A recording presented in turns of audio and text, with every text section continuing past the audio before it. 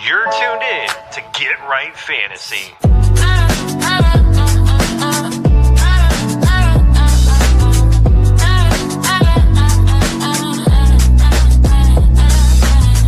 Hey everybody, Adam Rank here. What's up, friends? Daniel Dopp here from the Fantasy Focused Football Podcast over on ESPN.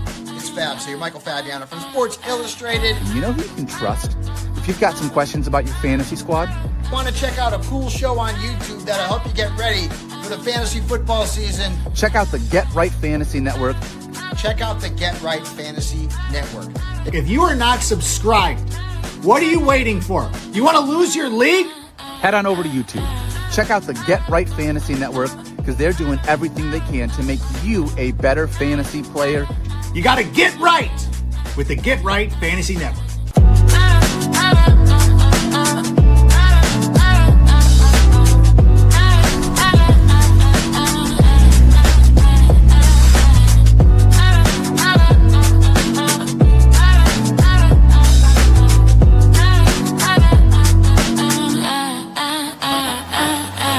You're tuned in to Get Right Fantasy.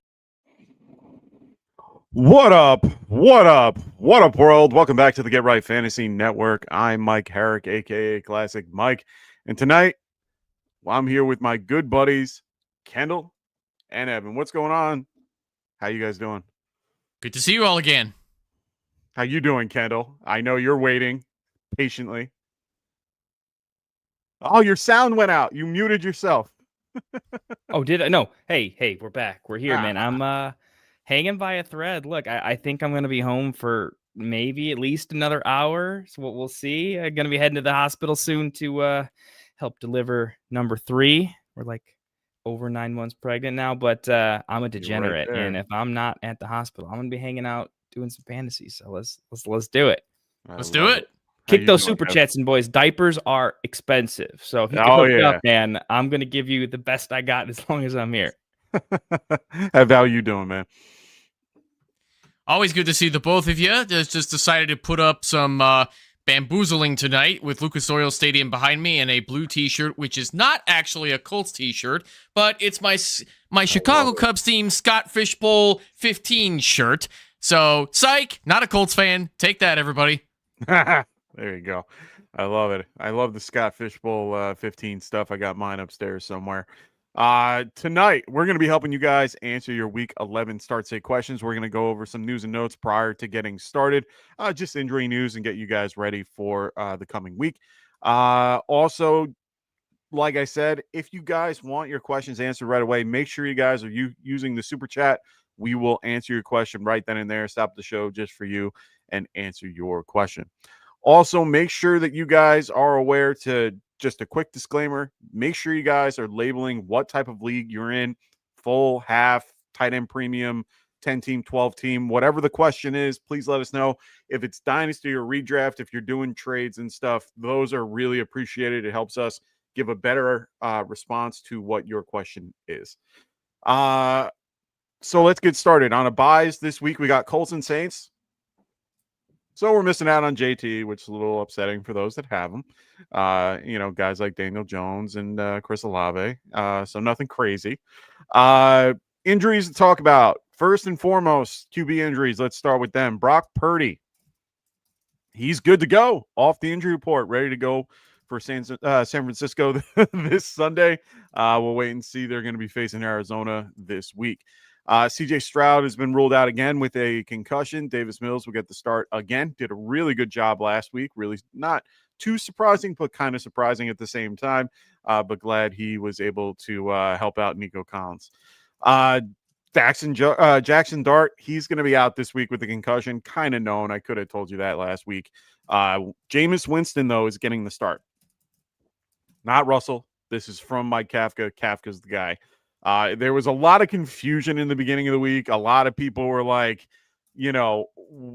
are they doing like who's starting, who's not? I'm like, come on, guys. Like, this is pretty clear. They wanted Jameis, and it's just he probably just runs a better system for Mike Kafka.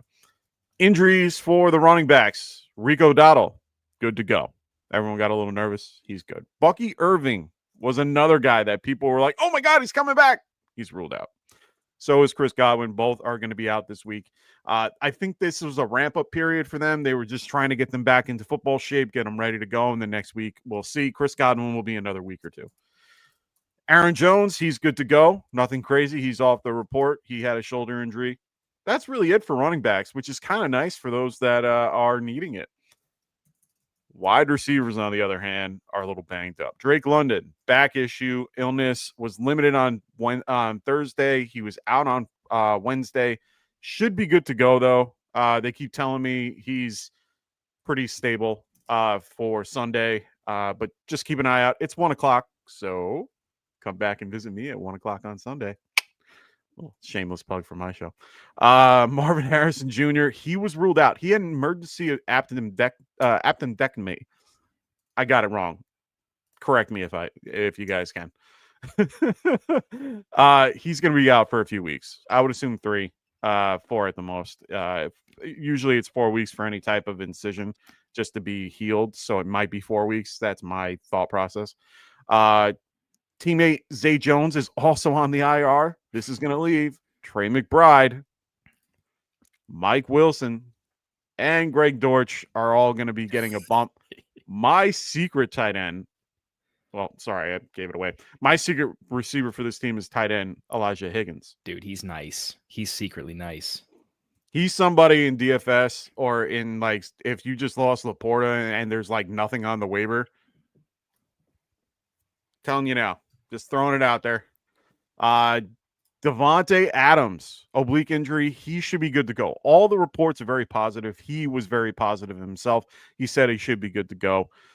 Brian Thomas Jr., limited Wednesday and Thursday. He's still listed as questionable. He is somebody to just keep an eye on prior to game time.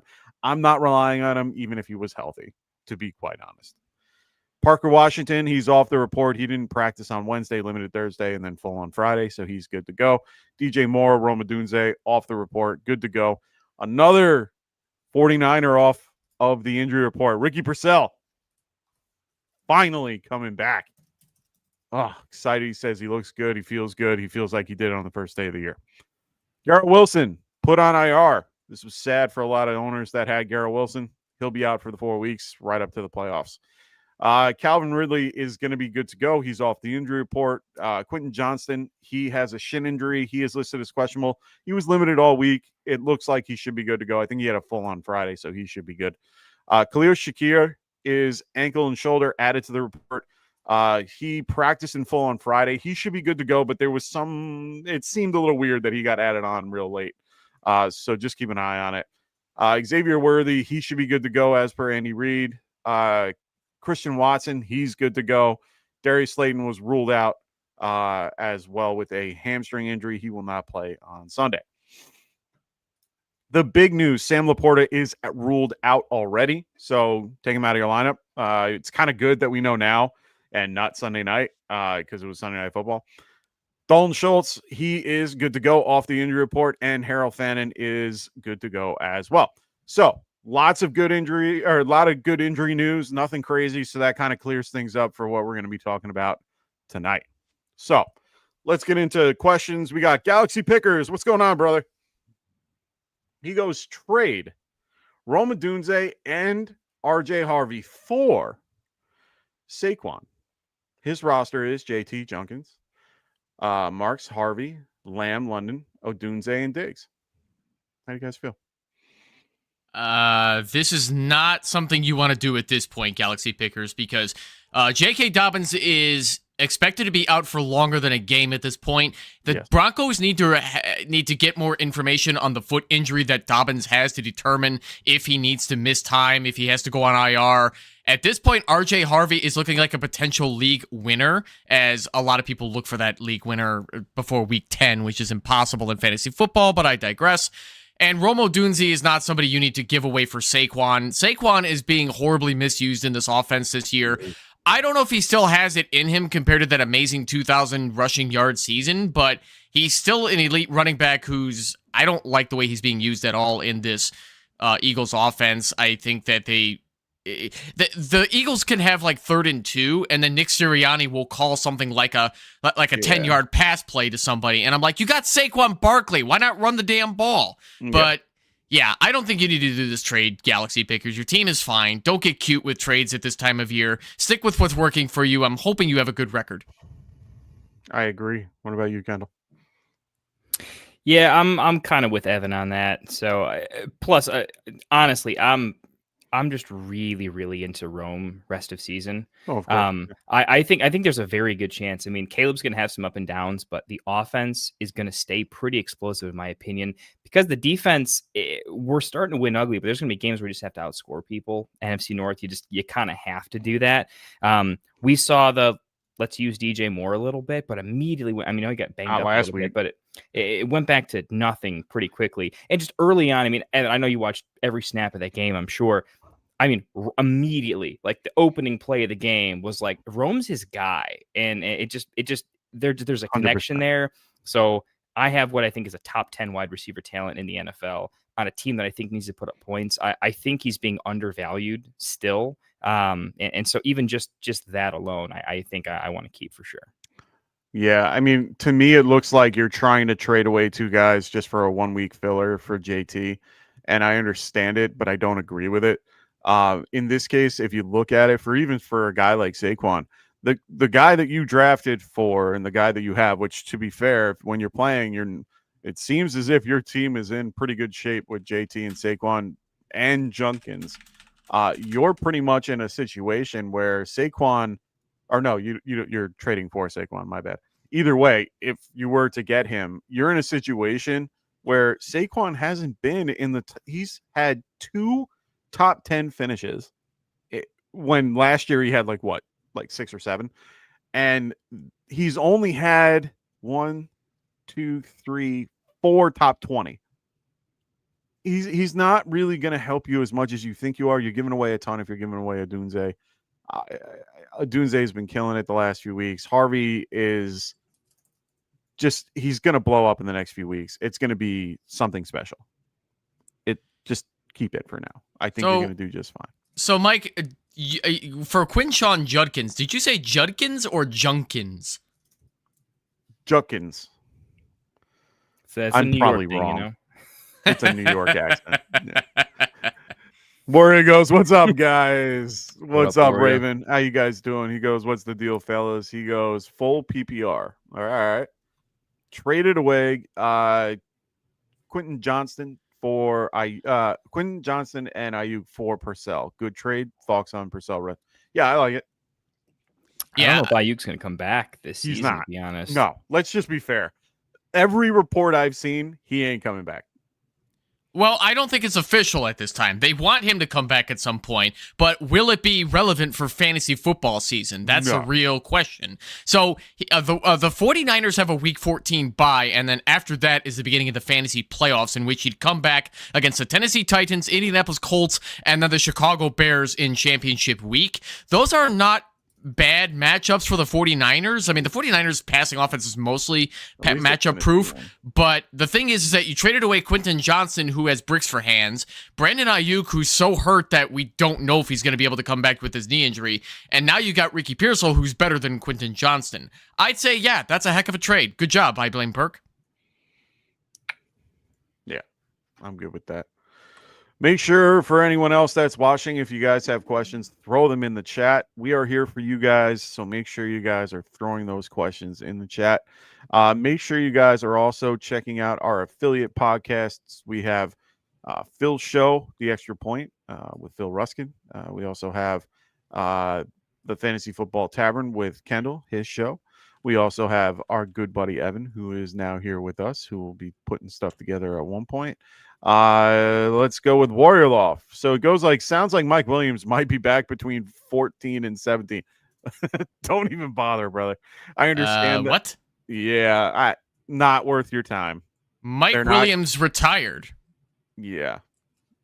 Even. Sorry, Warrior Loft. Did you mean somebody else instead of Mike Williams? Because that wide receiver, he retired after last year. He's been so beat up with injuries over the years between the Chargers and the Jets. I mean, the Steelers too. Like, he's not even worth picking up at this point. Mike Oh. Evans. There you go, buddy. I was checking for news. I'm like, I know. I was like, just I haven't no seen way. anything. I get the news the whole day, and I have not heard one thing about Mike Williams. So Mike Evans, getting him week 14 and 15, we're 14 and 17.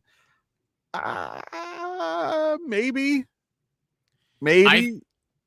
Well, so Warrior Loft, if you already have Mike Evans on your team, yeah, you better hold him in that IR slot if you have it. But if you're looking to buy Mike Evans, I think that would be too risky as a buy at this point because we don't even know if he's going to be fantasy relevant between 14 through 17. He's got some cake matchups with, I mean, the Panthers don't have a terrible secondary anymore, but they're also not good either.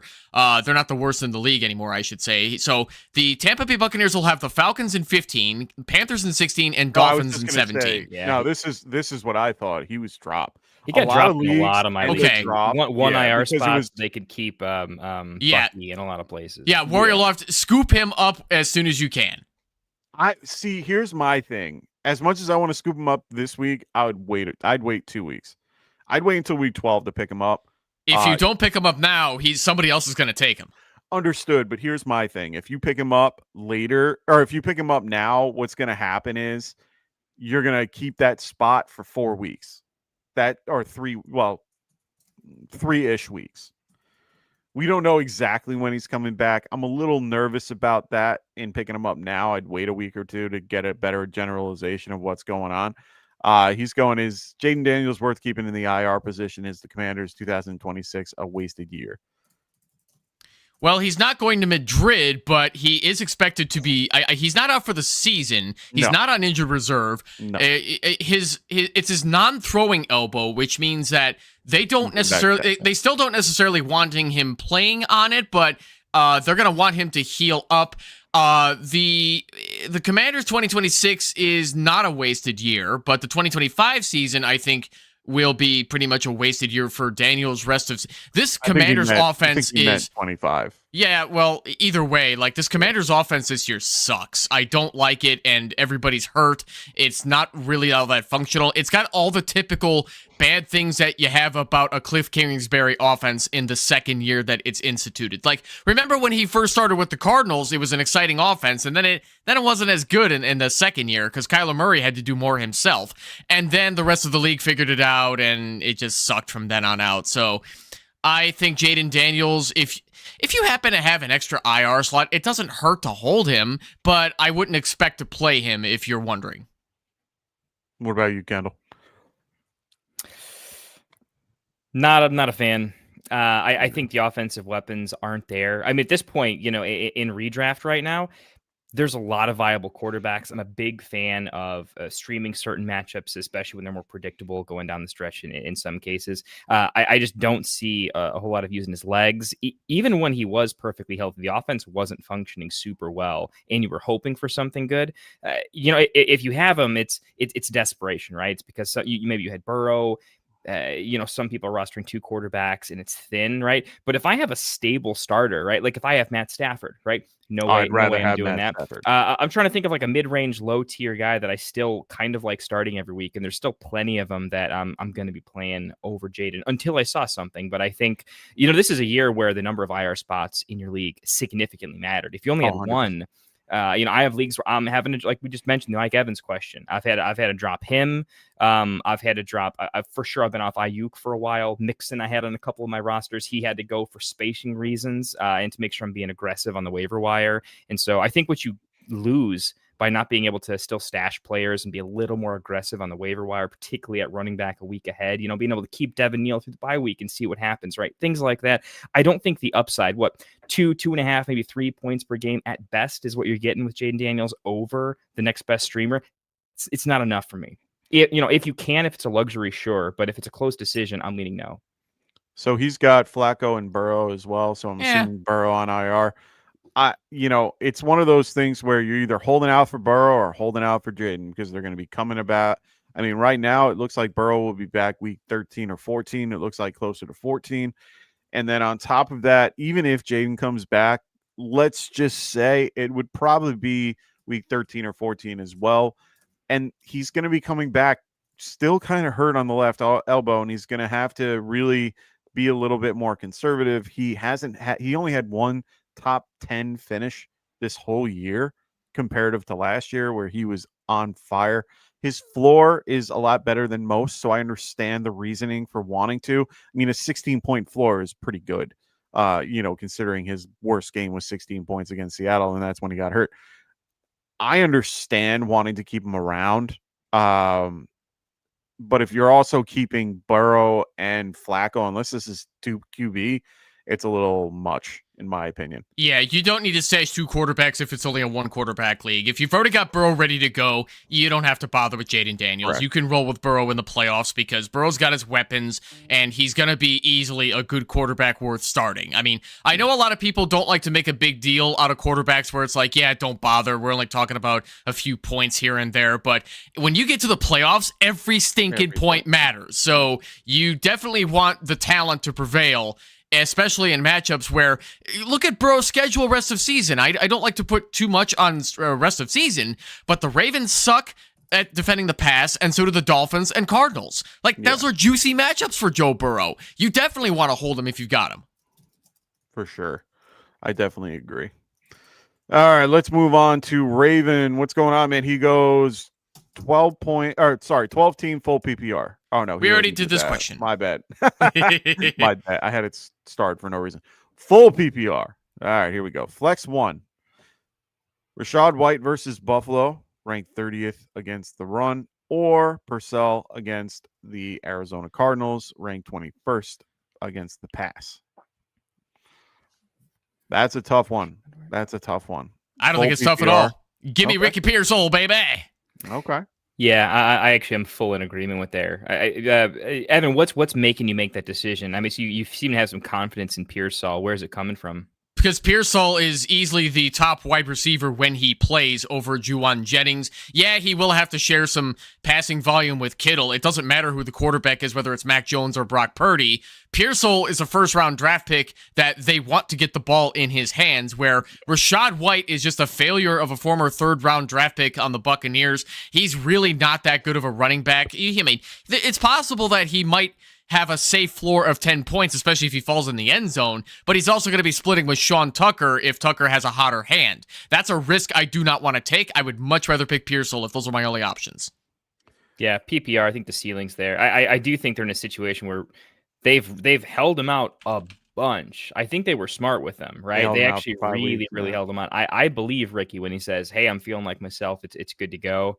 Do I think he's going to go out there and catch 10 passes? No, but do I think he's going to get all the targets and all the opportunity, and we'll see what happens? I'm definitely taking that over what I think is I agree with Evan, a really capped ceiling with Rachaad White. Look, let's be honest. The wide receiver weapons are doing okay. There's not enough snap share for Rachaad White to just reliably just be around to catch all these passes. And the O-line's not been great for Tampa Bay. They're not really getting a whole lot of yards before contact with the running back position. And so, Bucky was having to do it early season, honestly, through the pass catching. If you really look at the box scores, right, he needed a lot of those catches, and he was breaking a lot of the catches too. His actual rushing stats were kind of okay, and so for a lot of those reasons, fire up Ricky. A lot more upside there.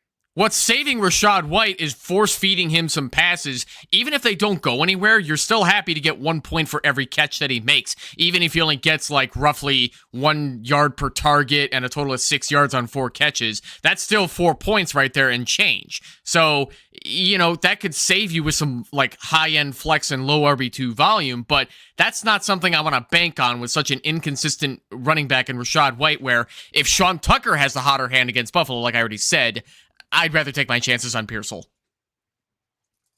Fair enough. I don't want to break there's no tie, but the only thing that's really helping him at this point is Will Johnson being out.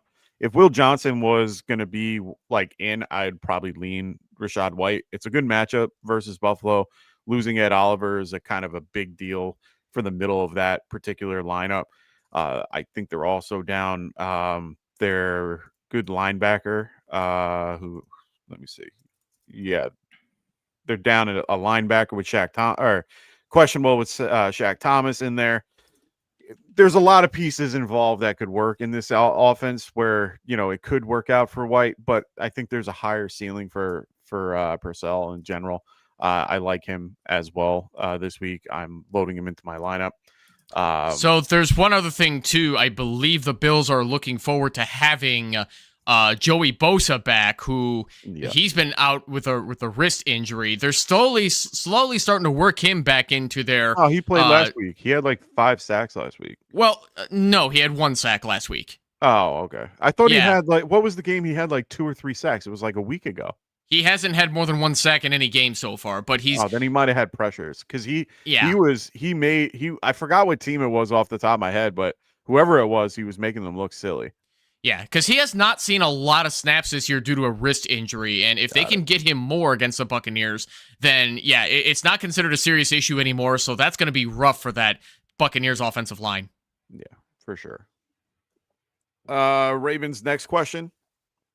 I love this question. Full PPR. 0.75 tight end premium. Start 1, Evan Ingram or Elijah Higgins. Higgins. Wow. No. Higgins. Too bad. I'm going Higgins. Yeah, no, I'm sorry. I have to disagree on that one because Higgins' ceiling is 3 targets, and I do not see that going up without Marvin Harrison Jr. out there. Evan Ingram also does not have the greatest ceiling in an inconsistent, terrible Broncos offense that I don't know what the hell Sean Payton's doing over there, but he's at least going to see more snaps than Elijah Higgins, who's just backing up Trey McBride, who's still gonna get the lion's share of the passing volume. So I don't want to take a chance on Higgins versus Ingram, as gross as it sounds, because Ingram's not that reliable of a tight end option anymore. I still have to go with a safer floor with him versus Higgins. Man, Perk Raven, tell me there's a door number 3, buddy. No. Tell me there's another way. There has to be another way. That would be preferable. I'm with Kendall. Oh man, I want to take door number 3 so bad. It's so gross. I think I'm taking Ingram because I believe in the snap share. Tight ends are volatile as all hell. I own Elijah Higgins in like a lot of Dynasty. I actually like him a lot. I think he's a guy that if McBride ever went down, I actually think Higgins would be quite good. I think that happened actually a little bit last year, and he looked okay. I'd have to check. It feels like it's in the memory bank, but remember, converted he's wide receiver to tight end. He is going to be the 3rd target of anything. Most teams, a tight end would be their 3rd target. And in this case, I doubt they're going to put him in on blocking assignment. They're going to put him out wide with Wilson and be involved with Greg Dortch. Now, I think Greg Dortch actually does well, too, in this game. He's Brissett is guy. He's done it before. But I think that Brissett likes the bigger targets. You could see that he's been targeting him. The last 3 weeks the last 2 weeks, he's been 3 targets, 3 catches, and/or 2. Yeah, it's not a crazy floor, but neither has Ingram. And Ingram has at least been in situations where he's goosed. This, at least, and so did him versus Seattle. But before, this is after a big injury, a big unknown injury. I think they're going to have to get him a little bit more involved. I just really like Higgins and his ability comparatively. And it's in a matchup where, comparatively to the Broncos situation, with the new Troy Franklin, who's been killing it with targets and receptions, they're also targeting Sutton, keeping him involved. They're now going to have RJ Harvey out there, more of a full-time role. I'm just saying it's going to muck up the water either way. I think that Higgins is in a better position depth chart wise than than most.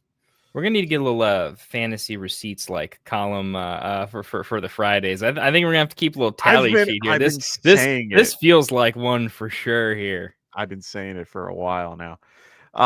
Nathaniel Rose, what's going on, man? Great to have you on the show. He says Luther Burden or Calvin Ridley. This is a good one. Ridley is not expected to get the volume that he used to versus DK and who's the other wide receiver that they got? Io Manor.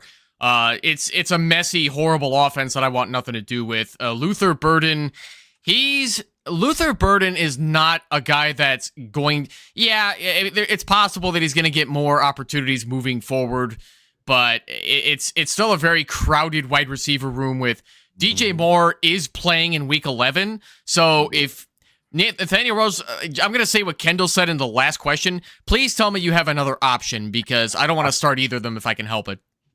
Yeah, I'm avoiding Calvin Ridley this week.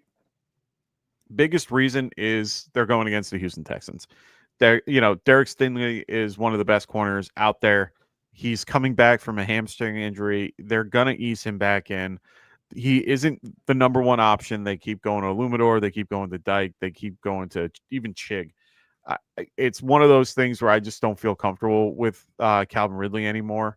And Luther is in a very mucky water thing as well.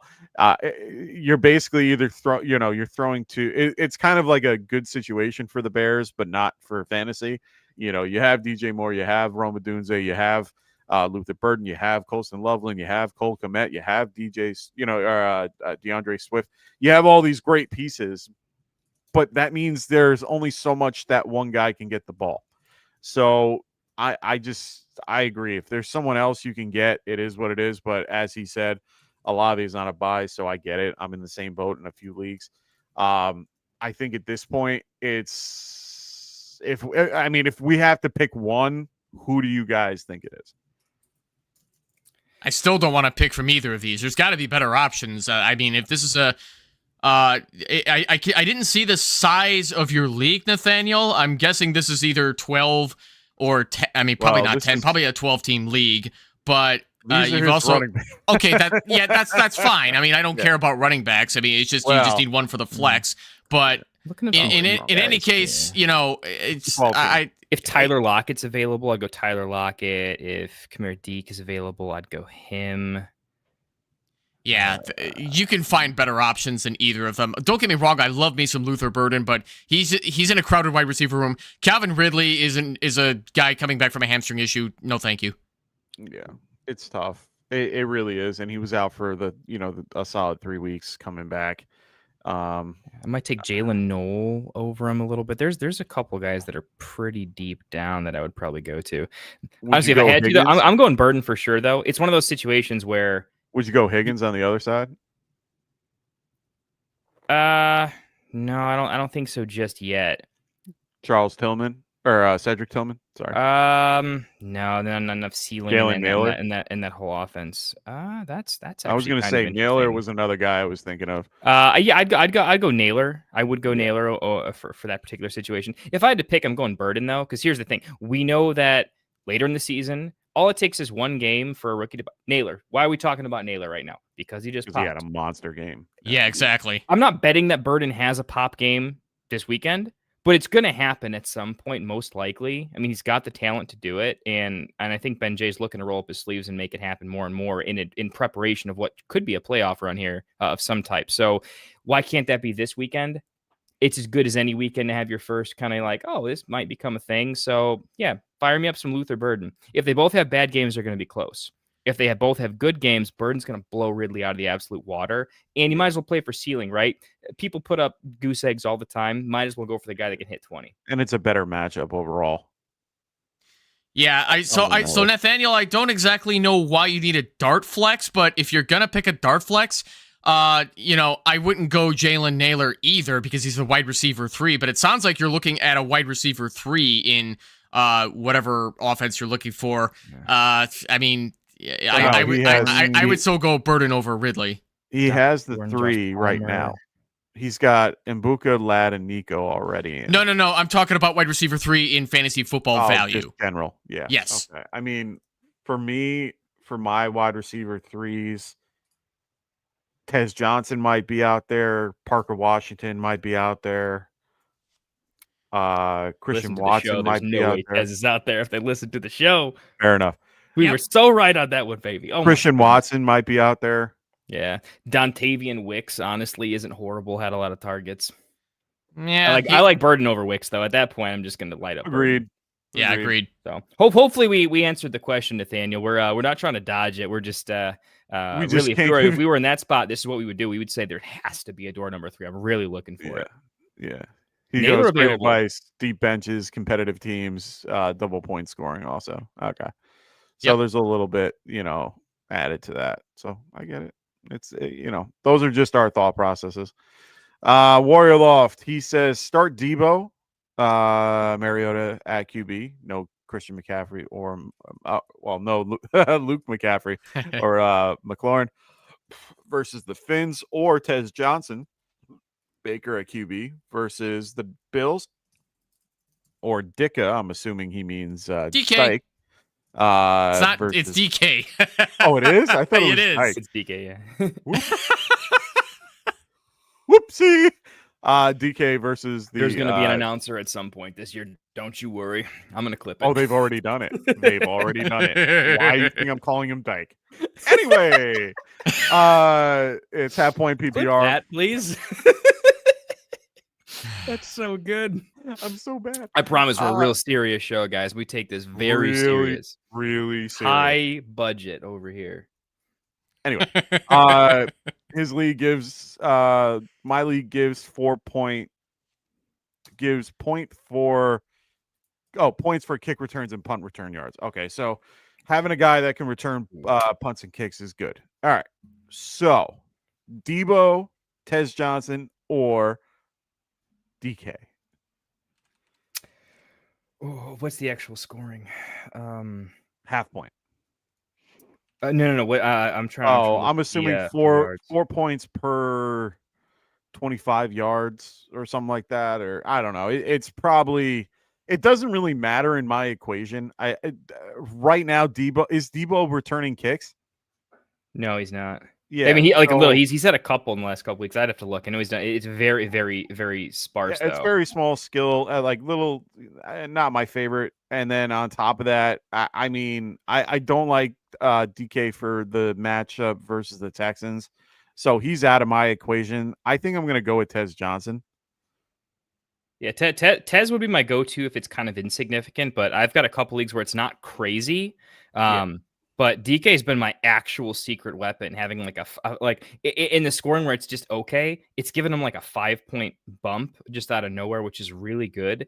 And I've got another league where it's not crazy, but it's just enough where he's scoring 20 points a game, where it's kind of half and half. I think it's enough where I if it's significant. Yeah, I am going DK because he returns all of them and he's real good at it. I mean, he is insane. Like if it's significant, he could score you 20 points just doing that and kind of have nothing. Did I change something? I'm sorry. I didn't mean to do that. That's my fault. I got it. Again, okay, cool. I apologize. Tez Johnson, if it's insignificant, though. I mean, last week he didn't have the targets, but he did have the red zone opportunity. He earned it in the red zone, too. I watched that second touchdown, and that was just a pure, I want to score this play. I absolutely loved it. I think Baker wasn't his first read, but it kind of happened. I think Tez is going to be a go-to guy. 0.5, yeah, that's not enough. Definitely, that's Tez for sure. Yeah, okay. Yeah. So I'm going to go against the grain here because in my rankings that are unfortunately not posted anywhere right now, but will be soon, I have Deebo Samuel as my wide receiver 26 and Tez Johnson as my wide receiver 29. I think they both have the same rough potential, but if you have to pick one, Mariota is going to be looking at Deebo all day, where Tez Johnson is also sharing with Egbuka as well, and as well as Cade Otton. So Zach Ertz, as much as I'd love to act like he's still relevant, he really isn't that relevant anymore. So that's why I got to go Deebo over Tez Johnson. Okay. They're real close for me too, and I think that is pretty close. Yeah, I have it at 27 and 30, 27 with Debo, and that's just more for the name, honestly. I mean, he hasn't really been doing much otherwise. He's the number one receiver on their team. We saw Tez Johnson get a top 10 finish last week against New England, who is actually one of the better defenses in the league. So I can understand it versus the Dolphins, who have arguably been better on defense in the last few weeks. They can't stop the pass. Agreed. They don't have anybody at corner to really be effective. I like Tez a lot more. Yeah, and the Bills can stop the pass along with the Texans. So give me the easier matchup with the better veteran talent than Deebo Samuel. Debo, I run one in too. Their running game is broken. Nothing's working. Debo's probably their best running back at this point. Their running backs suck. It's no wonder. Bill. Ain't wrong. Goddamn Bill. I always forget that with Debo these days, though. I mean, the fact that he could, 20-30% of the time get a touchdown, that's 6 easily. If he scores a touchdown, like he's easily the pick, and he's got the best red zone chances on both sides of that ball. I'd say that's a good point. Oh, yeah, for sure. Dr. Ken, what's going on, man? He goes, how do you feel about starting Wandell this week with no Slayton and Jameis at QB against the Packers? Oh, you better start Wandale. He's easily going to be the top wideout. Now, with famous Jameis throwing the football, expect the same amount of touchdowns as interceptions because that's the way he plays football. Now, that being said, Wandale is easily going to be the top wideout, and I would not be surprised to see Theo Johnson be a sneaky tight end streamer, but that's not the question. We were talking about that. So give me Wandale all day because the Packers have a very highly overrated defense. They cannot stop the pass. Go fire up Wandale if you've got him. Yeah. I mean, being the resident Giants fan here, I'll be the one to tell you that he's got no one else around him. We had to go get Isaiah Hodges off a practice squad, to just because he's a guy that knows the offense in one way or another. Green Bay's 7th against the pass so far this year, DVOA. I mean, they are strong, but not crazy strong. They are a top 10 defense, but it's mostly due to their pass rush. And that scares the living shit out of me because of the concept that our line sucks. So it's one of those things where they're going to have to do quick drop-offs, quick slants. They're going to have to keep everything kind of short into the line. The two people that can do that are Theo and Wandell. I think if they can work it to be that way, everything should be fine. But it's going to be a rough sled either way. I have Wandell in a situation where I have Nico Collins, I have Ricky Purcell, and I have DJ Moore with Wandell. I'm playing Wandell as the wide receiver 3 in this group. So I feel confident enough with him in my offense just because he's been killing it the last few weeks in general. His usage has gone up as well, which I'm really happy about. He's been underrated the last few weeks. Isn't he like 6th in targets in the league currently? I believe I got to double check my math, but I'm pretty sure he's like 6th in targets overall. Wherever he's ranked, he's got 79 total so far, which is crazy good. Yeah, I'm pretty sure I think if memory serves me, he is number 1 currently. Not number 1. He's number 6 so far in the league in targets. So I am pretty confident in him so far this year. So for me, I'm going Wandell. And I already know how Kendall feels about this. Oh yeah. That's pretty. Yeah, Wandell's my boy, dude. I know. I've Wandell's been our guy. Preaching him for a freaking minute. He's just like an actually talented wide receiver. Like he's not quite Tyler Lockett or anything, but he plays in a similar fashion. Yeah. A little bit smaller, a little bit less on the downfield ball.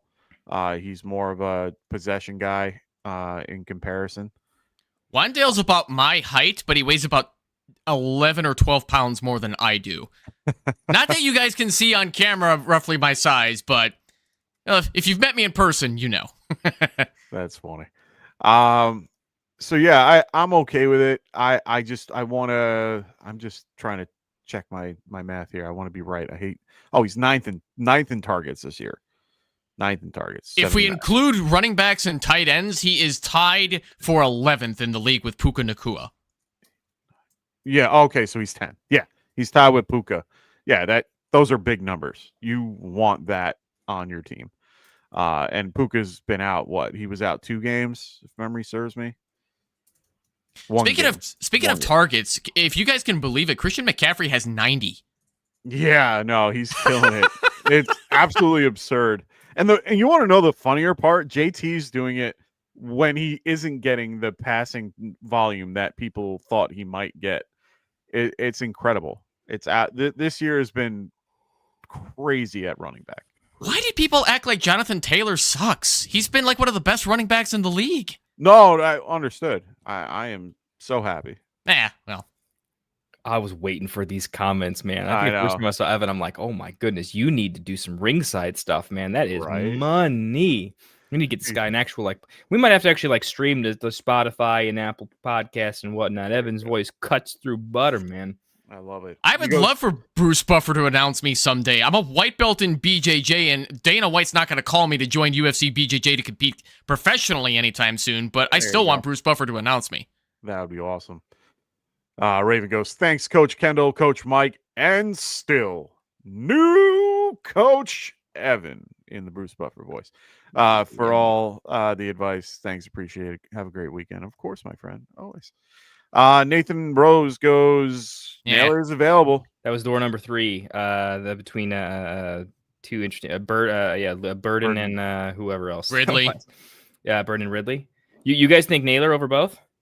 Stay in the Flames? I'm gonna still or stick go with go Luther for more upside. I'm sticking with Luther. Yep. Better offense, better quarterback. Yeah, Yeah. I'm sticking with it. I can't recommend against my Bears too. When I said it, That's the hard part about asking Bear questions on here. I have to I have to curb everybody's thought process. As a lifelong Bears fan, though, I do have to say this. Anytime we play an NFC North rival or just any team that has these crazy expectations of the star player scoring so hard on us, we always have some no-namers scoring on us, and nobody ever expects it. So if it's going to be Jalen Naylor, then it's probably not going to be him. It's going to be like Josh Oliver out of all people. I don't want to curse us, but it's always somebody Josh that Oliver. Nobody ever starts these guys, and yet the Bears often give up a score to one of those guys. But let's hope for a better game on Sunday. I mean, it's a Hawkinson week, I think. I have to start him, so it needs to be Hawk week. I don't want Hawk to beat us up, though. Not beat us up. We're still winning this game. We got the much better quarterback. We better win. Good Lord. That week 1 was horrible.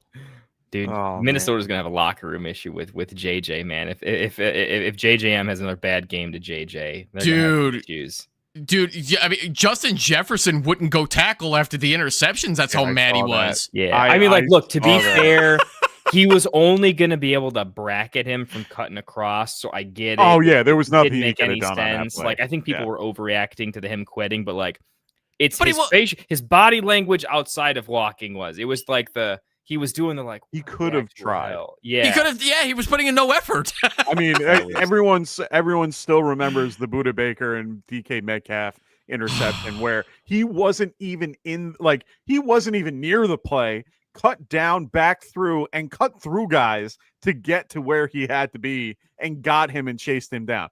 I'm not saying JJ could have done that. He probably could have, but there was just no point at that point. So I get it. It just feels so good to the Bears have always been the team that people are talking about in that light. It just feels so good to talk about somebody else for a change. It's so much At least fun. they didn't throw a Hail Mary.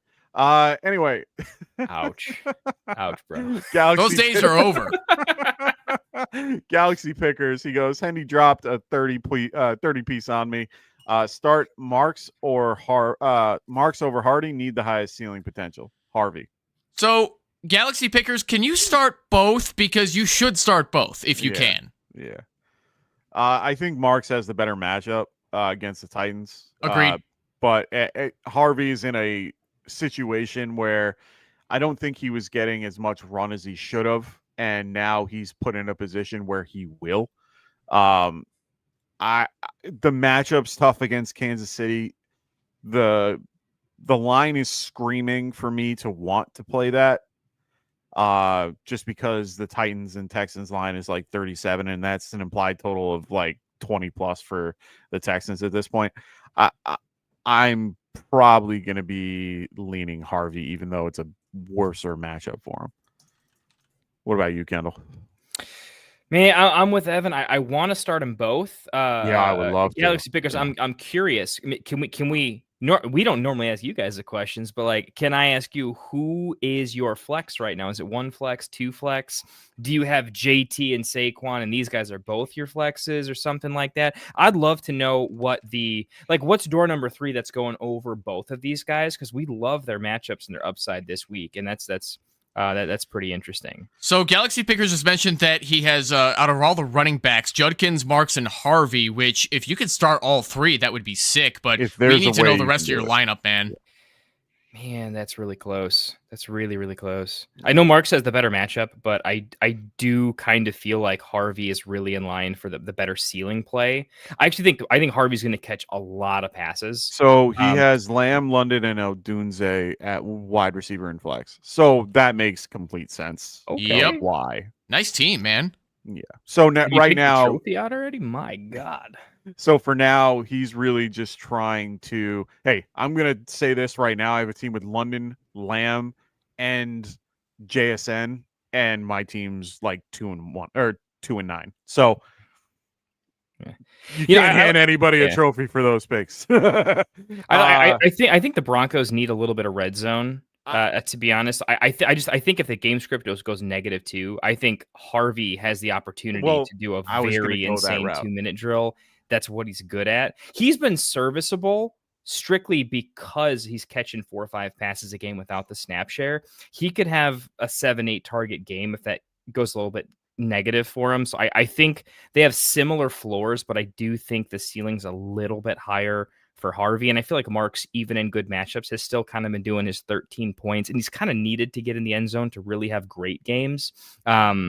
I'm not shading against Marks or anything, but I could see that game just kind of being boring, if that makes sense. Honestly, I just don't think it needs to be high scoring. It's a cake matchup, but it could just be a hey, we don't have to try very hard. Let's do some other stuff. Where Harvey, they're going to need to do something. They're going to have to be in it. And I mean, honestly, at this point, his best game was with 14 touches, 58 yards with 5 receptions. And this is with Dobbins in, by the way, versus the Bengals. 5 targets, 4 receptions, 40 yards, and a touchdown. Realistically, that's how I feel this game could be for him in that particular scenario. Getting 14 touches at, running the ball, 4-point, average, and, getting at least 4 receptions. Like, that seems to be a reasonable line for him at this point. So I really do feel like this is a good matchup for him. Then the Broncos don't even have anybody worth a damn behind him either. It's like, what's Jaleel McLaughlin gonna do? Come on now.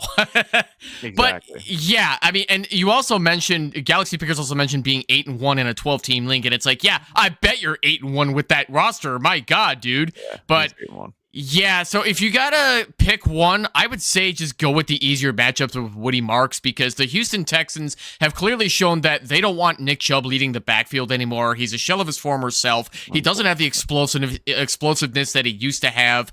RJ Harvey is going to have a really bad time against his Chiefs defense. And with how bad the Broncos look, especially against the Raiders and other bad defenses like the Giants, I could see the Chiefs blowing out this Broncos team. I don't know if the Broncos can survive against this rival. So if that's the case, Harvey's not going to get enough opportunity compared to Marks, where they're going to have to throw more. So that's why I got to go Marks as a safer option here. Okay. Fair enough.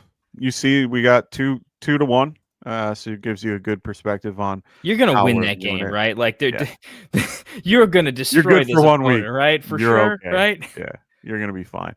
Yeah. So we got one official. What's going on, man? He goes, who for my QB1? JJ McCarthy, Brisket, good old Jameis Winston, Tua, Geno Smith, or David Mills. Ooh. I actually have this in a real league, guys. I want to hear you guys take first. Interesting. I've got this exact situation right now. I got a lot of Jackson Dart, so I had to make this play. You first, Mike. I'm looking at the matchups at the moment. McCarthy's not in a bad spot. Winston's going to get destroyed, unfortunately. Tua, not a big fan of decent matchup against the Commanders. They're playing out where he is.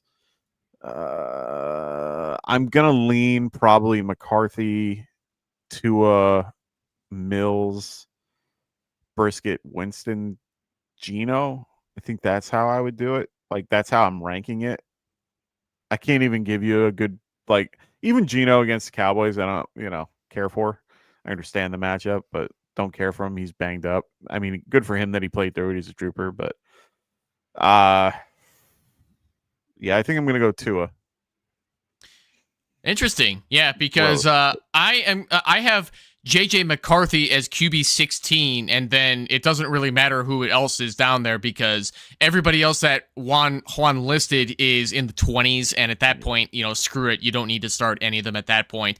But if you already have JJ McCarthy, you can go ahead and fire him up. Juan Pena, it's good to see you again, good sir, too. You may remember me from the Optimus Fantasy channel. I can't remember if I told you this before, but I'm no longer on the Optimus Fantasy channel. I've been cut from the team, and I've been claimed off of waivers by Get Right Fantasy. So here I am, good sir. Happy to join every Friday. Fab dump for the win. That's all right. I love that. Kendall, who is your ultimate pick? Okay, so here's what I did, boys. Real simple for me. I went JJ McCarthy because I get to win either way. Either he dunks on my Bears for a good game and I get to win that matchup, or the Bears beat the tar out of him. And I don't care if I lose all my matchups. A Bears win is worth it in the end. So for me, this is a hedged bet scenario. I can't lose, man. Oh my God. So I'm going JJM. Small disclaimer. There's one quarterback not mentioned. He's probably picked up. I did go Aaron Rodgers over all of them because it's the Bengals, and I just love that matchup. And I feel like it's kind of a hashtag rolling sleeves up, get right game for Aaron Rodgers. Maybe toss in a couple tutties on a pretty cake matchup.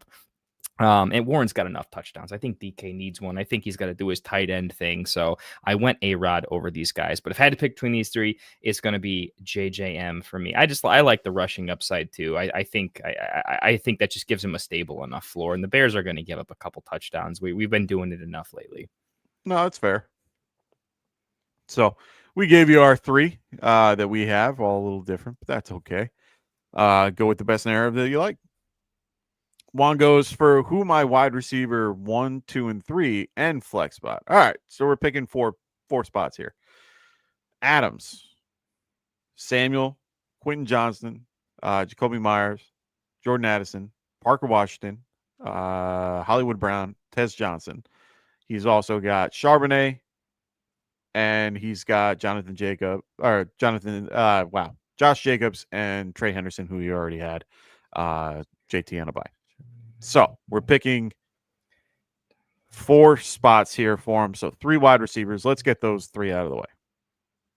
For me, it's Jordan Addison is 1, Debo for 2, and Devontae for 3.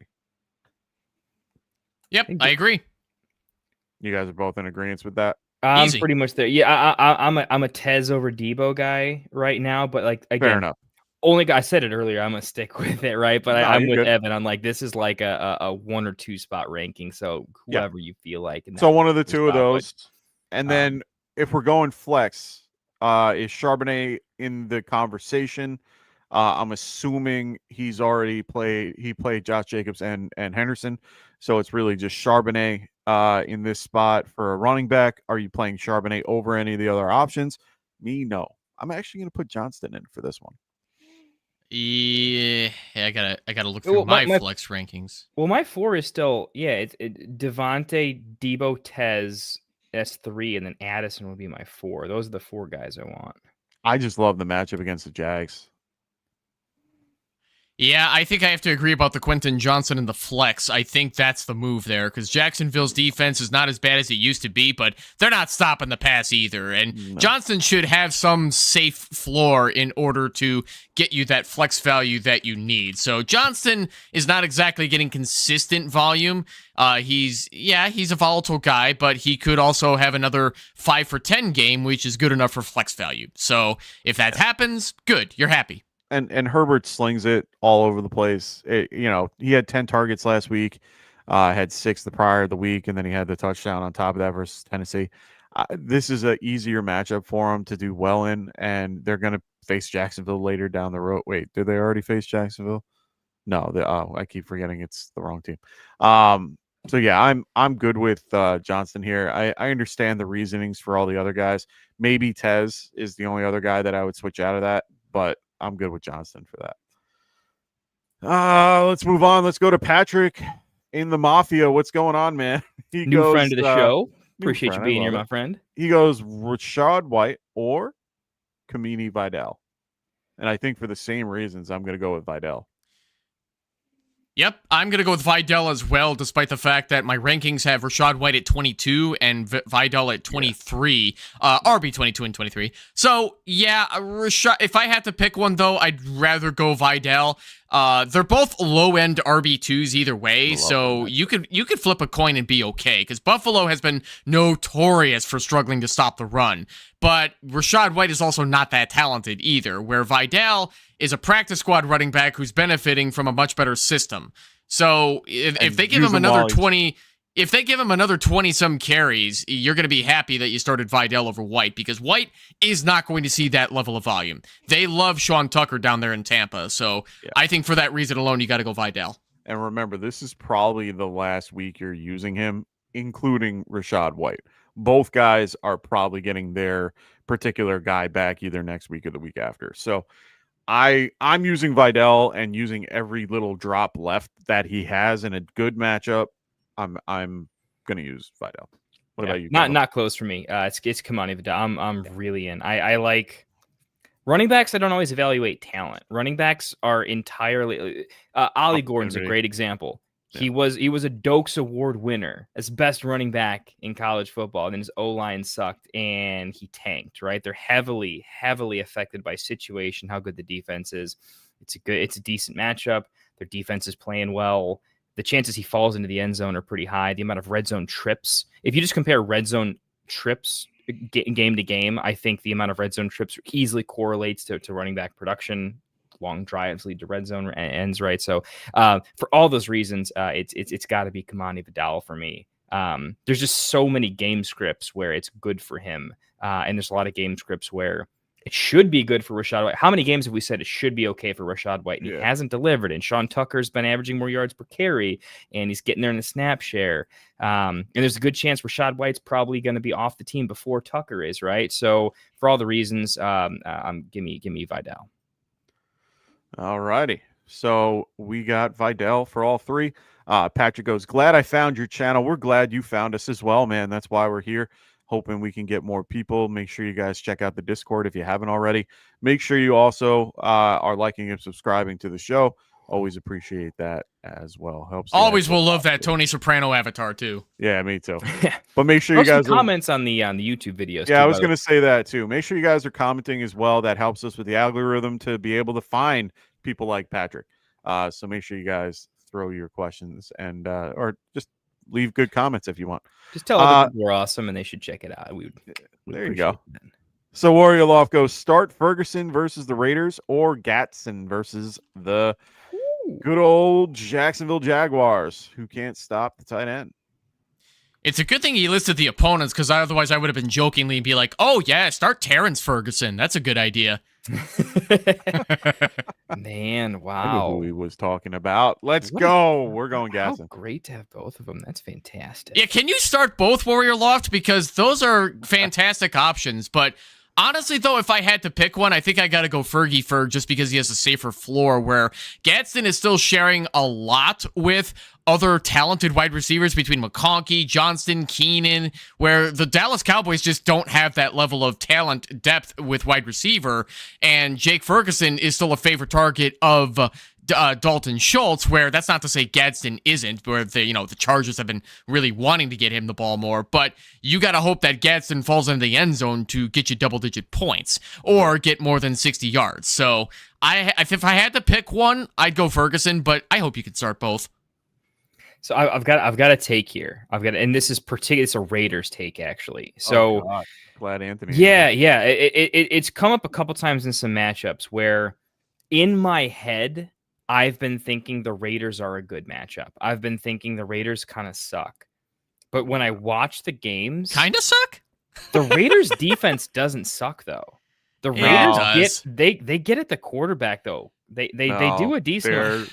If you actually look at the games and look at the points per game position by position, every time you try to start a surefire thing against the Raiders, look at the box score. Your guys are not scoring a lot of fantasy points. They have one of the better. You just keep thinking this. I can't tell you how many times this year I've lost because the Raiders are easy and I'm supposed to score points, and it doesn't happen. And I'm saying I wouldn't have noticed this if it wasn't strictly for me saying this player should score a lot, and they underperform projections by a decent amount against the Raiders. And it's happening too often. And the game script just allows for it to happen. And the Raiders still end up getting their socks blown off, but the players that want to score aren't making it happen. So it's happened enough to me where I don't trust Ferguson against the Raiders. I don't trust Dak against the Raiders. I think they could get him. They could get some pressure on him. I think CD and what's his face Pickens are probably they have to eat because they're gonna get 2 billion targets. I think I'm gonna go Gadsden just because Jacksonville is an actual joke on defense, and I think the Chargers put up 40 points, and he'll be somewhere in there. I'm a little leery of the Raiders defense, a tiny bit. I'm not gonna go crazy, but it's happened enough to me where I can't do it. I can't do it again. And this is such a thin razor close one for me that I'm going to lean Gadsden just like a little bit. Max Crosby is making that defensive front for the Raiders better than they actually are. And that's not to say they don't have additional talent. I mean, I like Devin White, but outside of that, their secondary is a joke. So if they can get Brock Bowers out there, not Brock Bowers, Jake Ferguson out there, he'll still eat. Like Ferguson appreciates that comp though, man. He loves that. Well, he is tight end 3 in PPR right now, so that's not nothing. No, and he had a goose egg for one of his games, so that's it happens.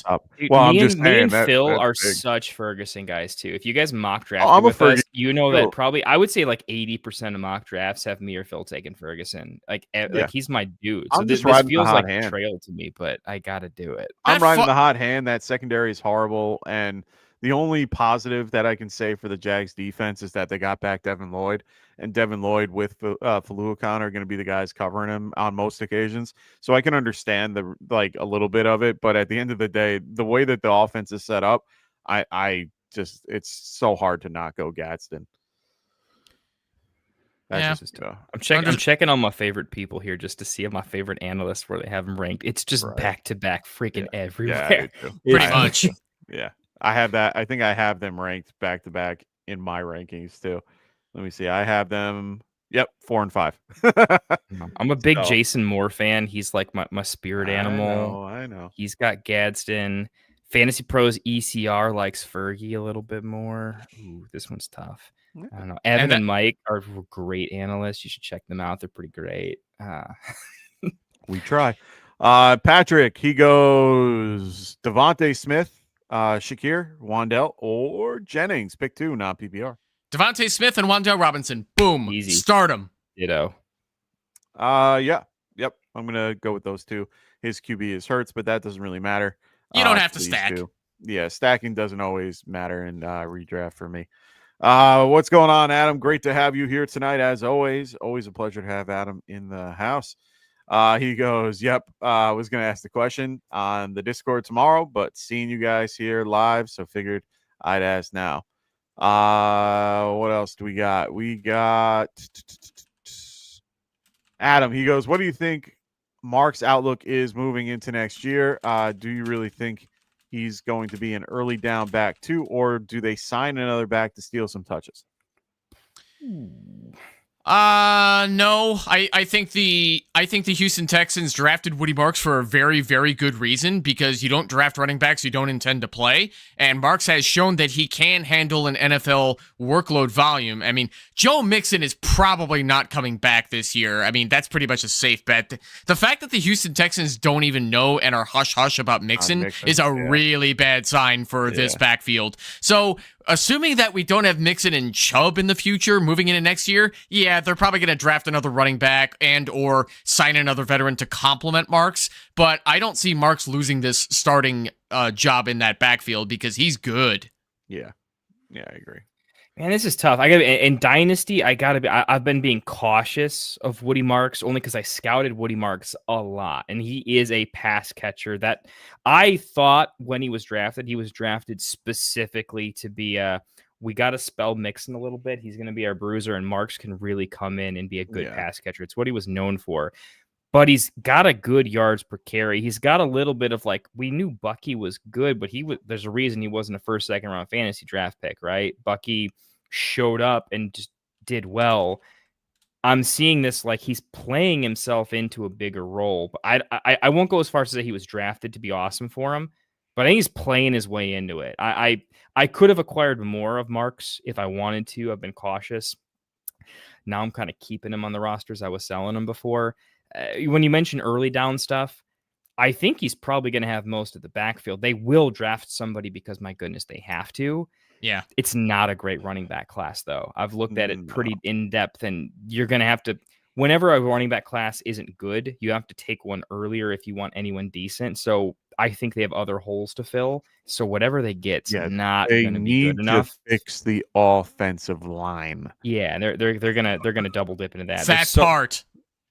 They don't need to take any wide receivers anymore, so the luxury pick's going to go RB versus an offensive player, right? Yeah. Now, they do need to get a tight end in there as well because... No. You don't think so? No. Actually, it's the worst tight end class I've seen in probably 3-4 They years. have so actually it makes no Stouffer. They sense. have Stouffer. They still are going to be getting back Cade Stover. Jordan. Yeah, Cade Stover. They also have Bevel Jordan that's still on the roster. And they're better than most that they would be able They're to still on the find, roster, and you got a point. they can afford it. They're going to cut Mixon next year because his dead cap is worth cutting. He's got nothing guaranteed next year, and he's $10 million on the roster on the cap hit, so they're going to cut him for $2 million saved. That's what I was about to mention. It would only cost $2 million, and Chubb is only here he's an unrestricted free agent next season, so that's why I'm assuming that Chubb and Mixon are not coming back to the Texans next year. No, they're going to invest their picks into something, or they're going to grab someone in the running back class. They're going to find something. Just don't trade for Pollard. I hope they don't do the Dobbins thing and go cheap on Pollard. But I'm rising on Woody. I took a pretty hard stance against Woody when people were going crazy about him, and I said, "Whoa, slow down. He's not that pedigree, but he's playing his way into it." I'm starting to steam him up a bit. Usually with a 4th-round draft pick, that usually indicates that the running back is going to be a project where they need some time to develop him. But Woody Marks kind of had to be thrown into it because Mixon is still not ready. Chubb isn't really good anymore. Dameon Pierce isn't good anymore. Who else are they going to roll out there? Dario Gumbawale? I mean, he can only do so much. So they had to throw Woody Marks out there, and he's rising up to the challenge, and he beat up that Jaguar defense last week. Against tougher defenses like the Broncos and Seahawks, he's not going to look as good, but he's a rookie. You got to give him his fair chance against these tougher defenses, and I think he's here to stay. I agree. He's not going anywhere, but they will be picking up other people. They have to. They're going to need to. They have to. Yeah. Dr. Ken says, ugly superflex situation. Knicks, Geno, Lawrence, and Brisket. Which two? I have Bowers. If that stack against Dallas makes any difference, it really doesn't. They are getting Overshown back this week, I believe. So they're going to be a little bit better on defense. He's one of the better passing coverage guys for linebackers.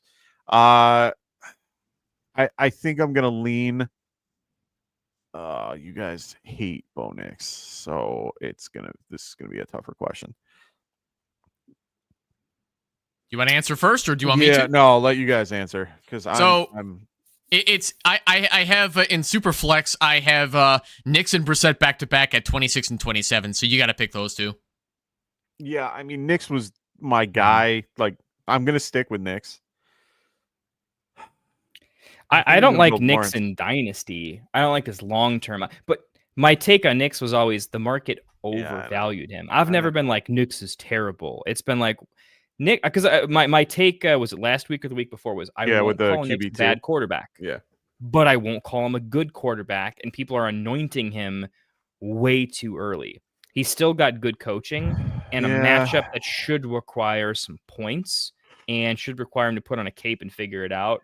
He's gonna. It's gross, but I'm gonna go Knicks. I can get over my he's not my favorite guy, but I'm still gonna play him when I have to, and this is where I would have to. And we'll get a good barometer on how he's going to be on championship weekend since they play Kansas City on that weekend. The second QB, I'm gonna lean Lawrence.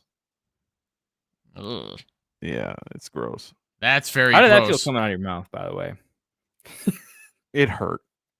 You know how like when you get really bad heartburn and you feel like you're going to throw up, and then at one point you like actually catch it in your mouth, and then you're like, oh shit. Yeah, that's how that felt. I have another question for you though, Mike.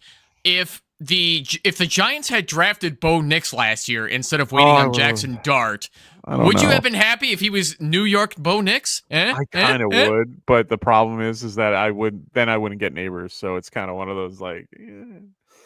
It was either Knicks or Neighbors, and I'm glad with Knicks, or I'm glad with Neighbors, and seeing what happened. But I know. I'm sorry, I had to make that Knicks joke. But I wanted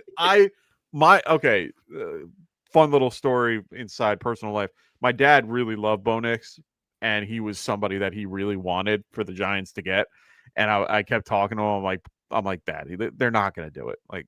Come on, he's 6th pick overall. He's projected for the second round. Like the concept of him being available was slow and very low. I'm like, no way. And we went neighbors. He was happy. I was like, okay, cool. And then we went dart the next year. This year, and he got to see that. So that was, good to hear. But thankfully, he isn't here to watch it because he would be disappointed. So yeah. So Lee, 86 Thunder, what's going on, man? He goes, Bucks and Bills might be a shootout. White might pop off this week. I wouldn't bank on that. I get the reasoning, but I mean, it's a 46-point over-under. It went down from 49. So there's definitely something going on. I'm assuming the weather, because right now, I think Buffalo's going through some stuff. I know upstate New York had some snow over the week, during the week. I don't know what they're dealing with currently.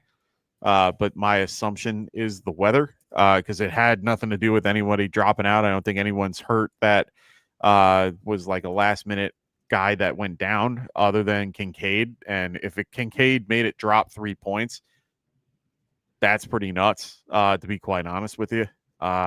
So and I didn't see anybody on the Buccaneers unless somebody thought that Bucky Irvin was coming back. There are snow showers expected, but nothing significant. Yeah. So it's just lake effect snow, nothing crazy. Well, no, not lake effect. We can't use that word in upstate New York because lake effect means like 10 feet of snow.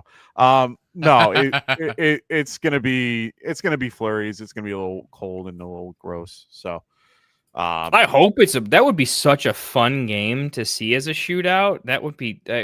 Man, I would love to see. Oh, yeah. Seeing Baker and Allen going back and forth would be a lot of fun. So we'll wait and see how that one turns out. We got Zach Band Sync. What's going on, man? He goes full PPR flex. Pearsall, Ertz, Tucker, or Mangione. Mangione? Monangai. Monangai. Jesus Christ. My brain just went to a different world right there. So which Tucker are we talking here? Trey Tucker? Yeah.